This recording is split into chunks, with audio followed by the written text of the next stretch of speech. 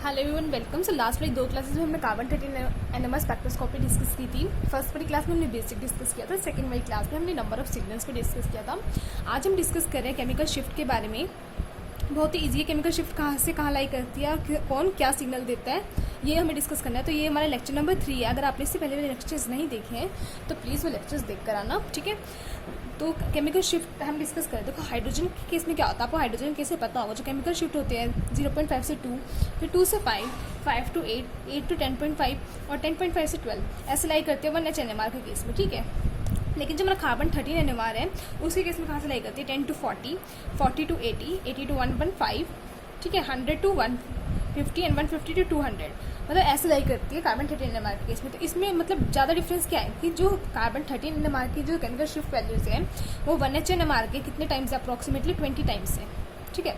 अभी approximately 20 times है, इसको हम कैसे समझ सकते हैं। देखो इसके ना हमारे पास दो रीजंस हैं कि ऐसा क्यों हो रहा है कि जो कार्बन 13 की हमारी वैल्यू है, कार्बन केमिकल शिफ्ट की वैल्यू, वो हाइड्रोजन एटम से 20 टाइम्स है। ऐसा क्या रीज़न है, तो हम रीज़न देखते हैं। देखो पहला रीज़न है हमारी गायरोमैग्नेटिक रेशियो। ये मैंने आपको लास्ट क्लास में बताया था कि हर एक जो एटम होता है उसकी डिफरेंट गायरोमैग्नेटिक रेशियो होती है और वो हमें एक्सपेरिमेंटली पता चलती है। तो गायरोमैग्नेटिक रेशियो के अकॉर्डिंग हम बता सकते हैं कैसे। देखो गायरोमैग्नेटिक रेशियो होता है जो कार्बन का होता है, वो मैंने आपको लास्ट क्लास में बताया था कि कितना होता है 10.705 मेगाहर्ट्ज़ पर टेस्ला होता है, ठीक है।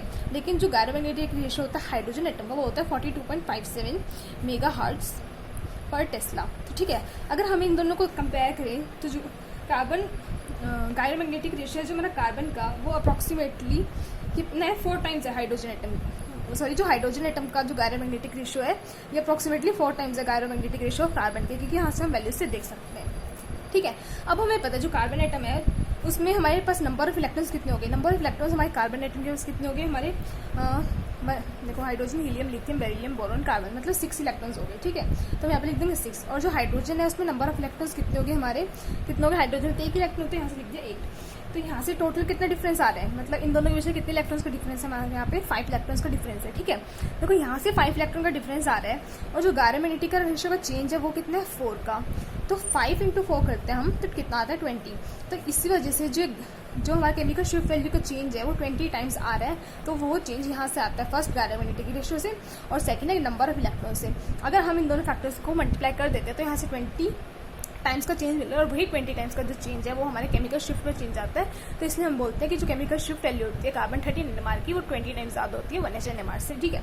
अब हम जो है वैल्यूज डिस्कस करते हैं कि कौन सा आइटम कहाँ लाई करता है, वो वैल्यूज डिस्कस करनी है हमें, ठीक है। तो यहाँ पे कैसे स्टार्ट होती है 10 to 40 स्टार्ट होती है, फिर 42 कितना होता है 80, फिर 80 to 115 एंड 100 to 150 एंड फिर आता है 150 to 200। तो ये कैसे रेंज है, देखो ये तो हमारे नॉर्मल sp3 कार्बन एटम है जो वो उसकी वैल्यूज होती है 10 to 40 बीच में लाई करेंगे। जो sp3 कार्बन एटम्स होंगे इसके एग्जांपल से भी समझेंगे। पहले जो वैल्यूज है ये आपको याद करनी है, बहुत ही सिंपल सी है, बस ये वैल्यूज याद कर लो, आपके क्वेश्चन बहुत ईजिली सोल्व हो जाते हैं, ठीक है।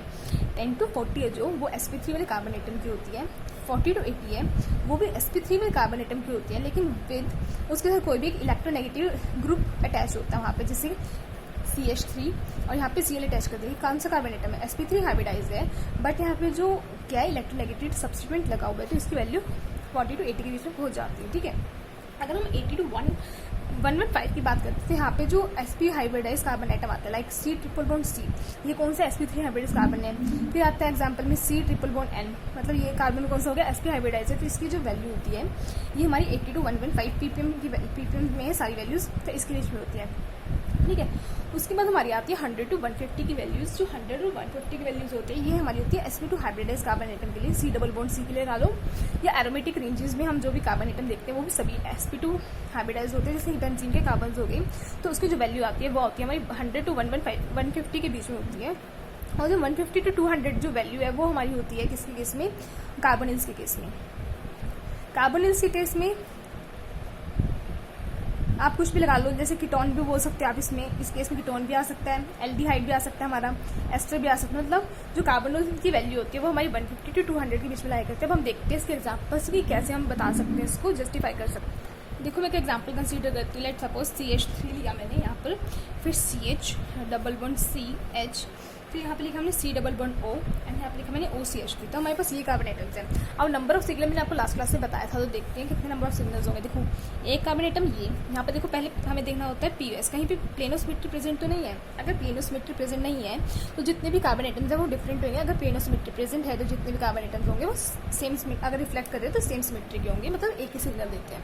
तो यहाँ पे तो हमारी POS प्रेजेंट नहीं है, मतलब जितने भी कार्बन एटम्स हैं उनकी सबकी सिमेट्री क्या है, मतलब सभी डिफरेंट सिग्नल्स दे रहे हैं। तो एक यहाँ से हो गया, ये B, ये C, ये D एंड ये E, मतलब यहाँ से टोटल हमारे पास कितने आ रहे हैं, 5 सिग्नल्स आ रहे हैं। अब हमें बताना है कौन सा जो सिग्नल है वो कहाँ पे लाई करेगा। हम जैसे ग्राफ बनाते हैं या एक्सपेरिमेंट में जो ग्राफ बना होता है, यहाँ पे किसकी होती है, केमिकल शिफ्ट वैल्यूज होती है। यहाँ पे इसको ऐसे ड्रॉ करते हैं, यहाँ पे किसका होता है, TMS होता है। हाँ एक बात याद रखें, जो कार्बन 13 NMR है उसमें भी जो स्टैंडर्ड रेफरेंस होता है वो हमारा TMSC होता है, टेट्रा मिथाइल सिलीन, ठीक है, जिसको हम ऐसे ड्रॉ करते हैं, सिलिकॉन, यहाँ पे CH3 CH3 CH3 and CH3। ये इसके जो हमारे हाइड्रोजन एटम्स हैं ये वाले, ये क्या होता है, हमारे हाईली शील्डेड होते हैं। तो यहीं से जो हमारी 0 से TMS की वैल्यू स्टार्ट करते हैं और ऐसे जाते हैं हम, मतलब इस साइड जाएंगे हम तो हमारी शील्डिंग पावर डी शील्डेड होंगे, डी शील्डेड रीजन आ जाएगा।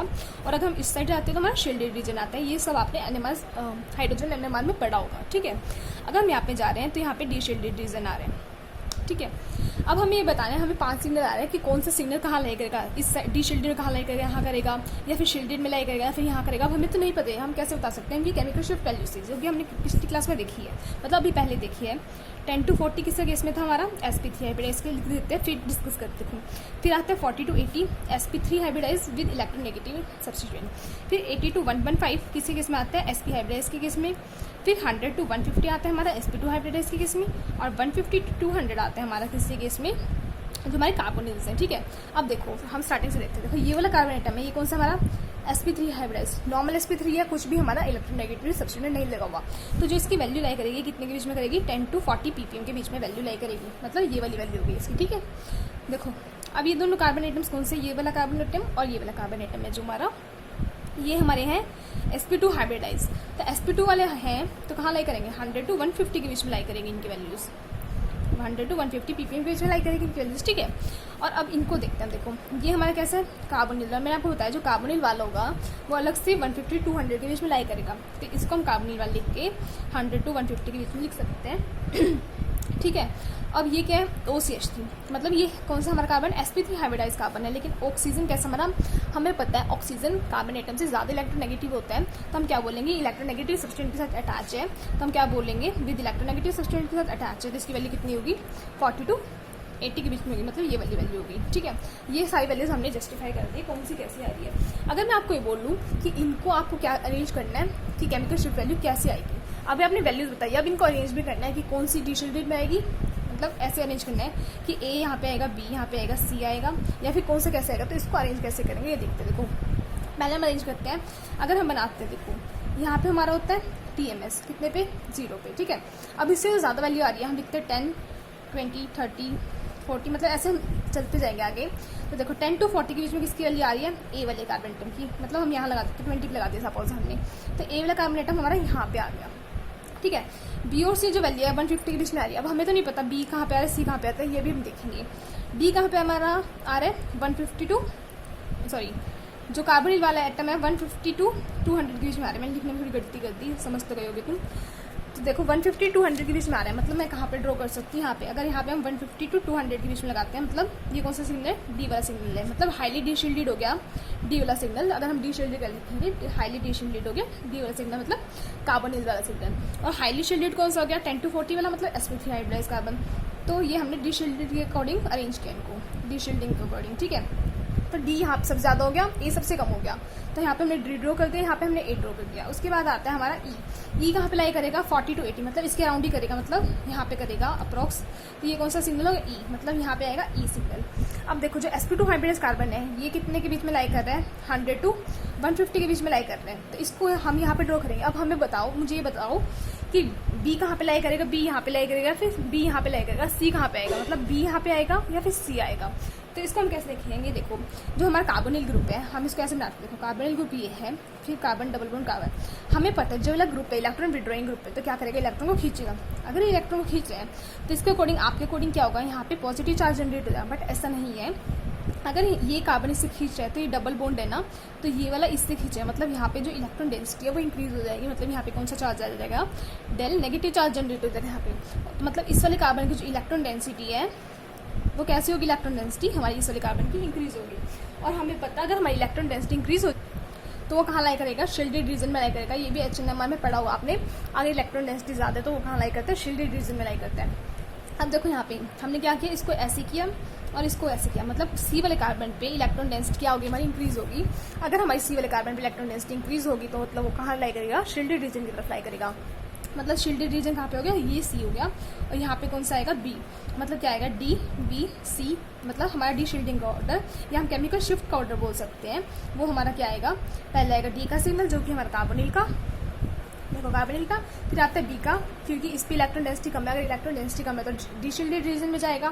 फिर आएगा सी का क्योंकि ये दोनों क्या है, इसको हमने किसके बेसिस पे डिस्टिंग्विश किया, हमने sp2 हाइब्रिडाइज बेसिस पे डिस्कस किया। उसके बाद में आता है ई का क्योंकि ये sp3 हाइब्रिडाइज है और इलेक्ट्रोनेगेटिव सब्स्टिट्यूट है, मतलब इससे ज़्यादा वैल्यू आएगी 40 to 80। और फिर आएगा लास्ट में ए का क्योंकि इसकी वैल्यू है 10 to 40 रेंज में। तो ये था हमारा क्या, केमिकल शिफ्ट की वैल्यूज और कैसे कैसे अरेंज करते हैं हम इसको। बस ये सिंपल सा था। अगर इससे क्वेश्चन आए तो आप बहुत ईजिली कर लोगे एग्जाम में। आई होप आपको ये वीडियो समझ आ गई होगी। कुछ डाउट हो तो आप मुझे कमेंट सेक्शन में पूछ सकते हो। And if you like the video please subscribe to my channel. Thank you so much for watching.